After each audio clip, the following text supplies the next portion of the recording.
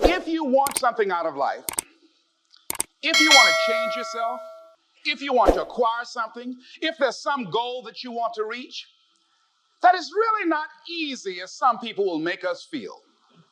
That living your dream, changing your behaviors, overcoming negative habits, it's challenging. It's hard. Most people go through life never discovering what their talents are. Most people never develop their talents. They have skills and abilities, but if you don't nurture them, if you don't develop them, they will never serve you. Your gifts can take you many places if you develop your gifts. Most of us don't like to do those things that come easy to us. I've always loved to talk to people. I decided taking this advice to develop my skills as a speaker.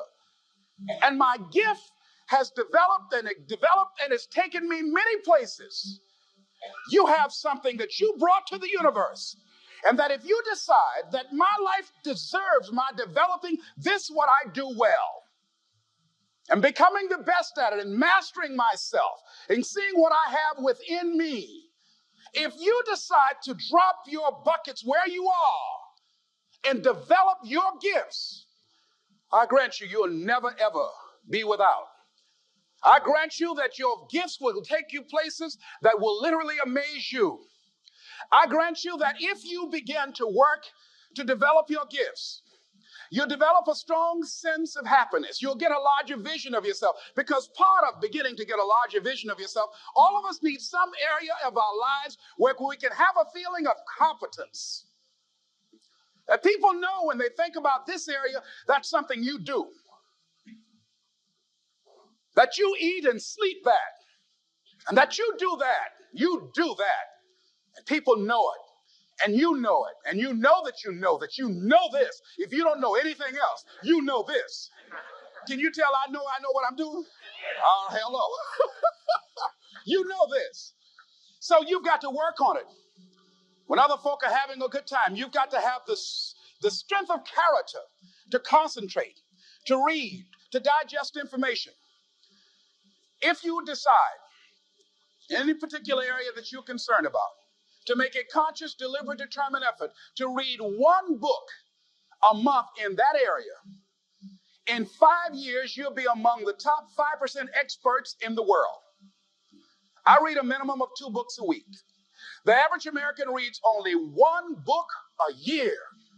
If you decide that area that you love, that you are going to master that particular area, in this era of accelerated change, overwhelming complexity, and tremendous competition, as you begin to develop and expand your skills and your talents and your vision of yourself, you will always be in control of your destiny.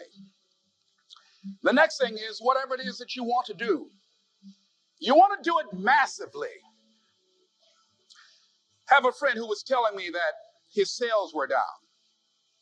I said, well, how many phone calls you make a day? He said, 25.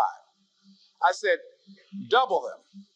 Make 50 or 75 or 100. He said, oh man, that's just too much. I said, what do you mean too much? You behind on your bills? You're talking about too much? You know one way to get back on your feet real quick is to miss 2 car payments? You talking about you're tired? There's no competition out here. Decide that you're going to push yourself. Most people won't do that. Most people give up on themselves easily. You know the human spirit is powerful. There's nothing as powerful. It's hard to kill the human spirit. They asked Benjamin Disraeli, a man who became the head of a country at a time when Jews were not allowed out after 10 o'clock. They said, how did you do it? How do you achieve it against such great odds?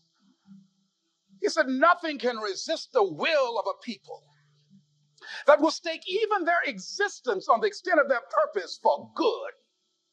That when you have a made-up mind, when you decide that you want to do something, I was reading something the other day, he said, the power to hold on in spite of everything, the power to endure, this is the winner's quality. The hunger, the ability to face defeat again and again without giving up.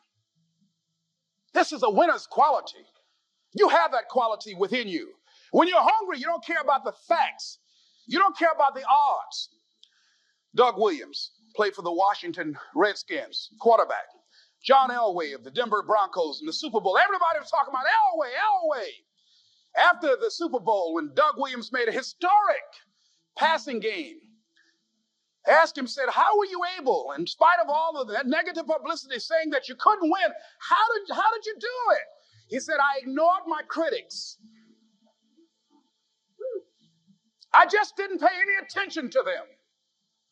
I ignored myself because they kept on saying it so much. There were times I doubted whether or not I can do what I needed to do. There's a Doug Williams in everybody here.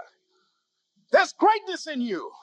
And you've got to learn how to tune out the critics outside and the critic inside. And since I'm going to do this, I'm going to harness my will. And I'm not going to let anything stop me. I deserve this. I'm going to do it until. And this friend, I told him, said, start increasing your calls. I said, I make 100 calls a day. I got a callus in my ear. My ear's kind of dark. You can't see it, but it's there.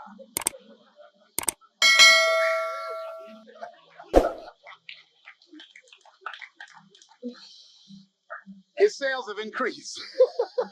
He's working harder now. The other thing is that if you want something, you have got to be relentless. You've got to learn how to become resourceful. You've got to learn how to become creative. When crises strike in your life, and in the Chinese language, crisis means danger, but it also means opportunity. And this is an opportunity for you to grow.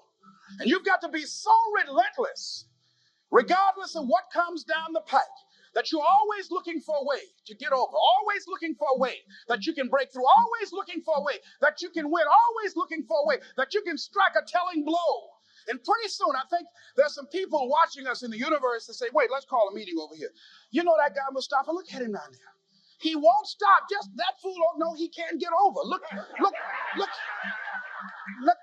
here. Why don't we do this? Let him go and let's mess with somebody else. Shit. Let him go on through.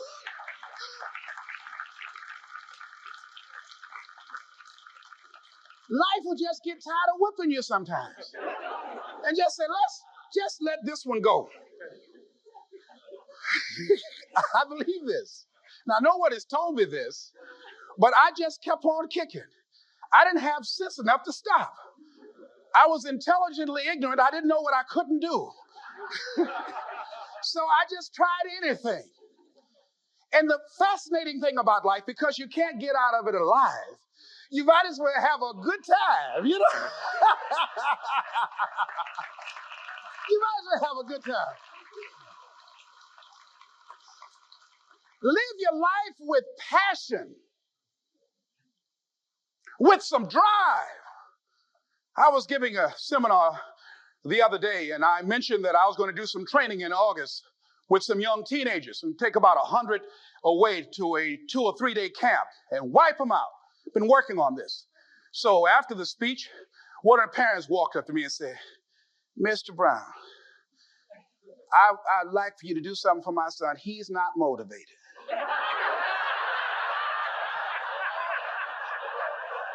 I said, I wonder why.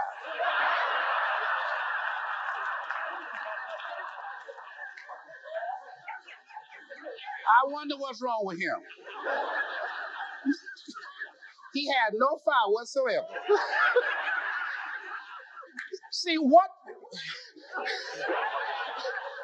you do speak so loudly, folk can't hear what you're saying. And so if you don't have any fire, you've got to watch the people, the relationships that you develop. Have people of kindred mindsets. If you're around folk who are dead and negative all the time, they will affect you. You want people that are around you that have smiles on their faces, looking good. I was telling a group last week, Abraham Lincoln refused to hire a guy because of his face. They said, but the guy can't help it. He said, anybody over 30 is responsible for their face. If you have some depressing face looking at you every day, it affects your blood pressure. Keep these dead faces away from you. It's contagious. This is serious. So you've got to watch your countenance, watch your face, have an uplifted expression, watch your body posture. All of these things affect you psychically. You got to be the kind of person that you are fearless. Fearless. Folk leave fearless people alone. There's some people walk through a neighborhood and every dog in the neighborhood would bark at them.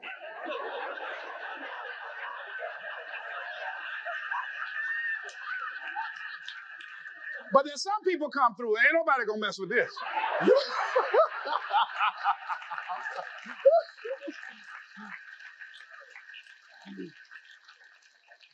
You are unstoppable. And because you are unstoppable, because you've got power that you haven't even begun to use yet, you owe it to yourself to release your brakes. How many of you have the experience of pulling out of your driveway and you mashed on the accelerator and the car was just going, it couldn't move. And you mashed harder and it couldn't move. And then you discovered you had your emergency brakes on. And then you release those emergency brakes and it goes, choo. Have you ever had that experience before? Most of us go through life with our brakes on, holding back, not giving all that we have, not sharing all of ourselves. Most of us go to our graves still holding on rather than releasing it. What are some of those things that keep us from releasing it? Because of past experiences, past defeats, past pain. We look back, well, it didn't work out then. It probably won't work out now. Many people get confused their performances with who they are. I was reading Pat Riley, the coach of the Los Angeles Lakers.